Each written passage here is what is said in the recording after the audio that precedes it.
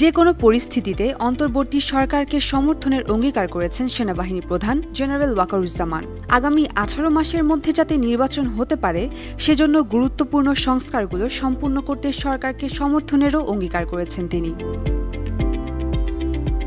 গতকাল সোমবার বার্তা সংস্থা রয়টার্সকে দেয়া এক সাক্ষাৎকারে তিনি এসব কথা বলেন। ছাত্র জনতার অভ্যুত্থানের তোপে গেল 5 আগস্ট প্রধানমন্ত্রীর পদ থেকে পদত্যাগ করে ভারতে চলে যান শেখ হাসিনা। পরে অন্তর্বর্তী সরকার গঠিত হয়। গতকাল রাজধানী ঢাকায় নিজ কার্যালয়ে রয়টার্সকে একটি বিশেষ সাক্ষাৎকার দেন জেনারেল ওয়াকারুজ্জামান। এ সময় তিনি বলেন, নোবেল বিজয়ী ড. মোহাম্মদ ইউনূসের নেতৃত্বে গঠিত অন্তর্বর্তী সরকারের প্রতি তার পূর্ণ সমর্থন আছে। সামরিক বাহিনীকে রাজনৈতিক প্রভাবমুক্ত রাখতে চান তিনি। ড. ইউনূস প্রসঙ্গে জেনারেল ওয়াকারুজ্জামান বলেন, আমি তার পাশে থাকব যাই হোক না কেন, যাতে তিনি তার মিশন সম্পূর্ণ করতে পারেন। বিশ্বব্যাপী ক্ষুদ্র ঋণ আন্দোলনের অগ্রদূত ড. ইউনূস। তিনি বাংলাদেশে একটি অবাধ সুষ্ঠু নির্বাচন অনুষ্ঠানের পথ সুগম করতে বিচার বিভাগ, পুলিশ ও আর্থিক প্রতিষ্ঠানগুলোতে প্রয়োজনীয় সংস্কার আনার প্রতিশ্রুতি দিয়েছেন।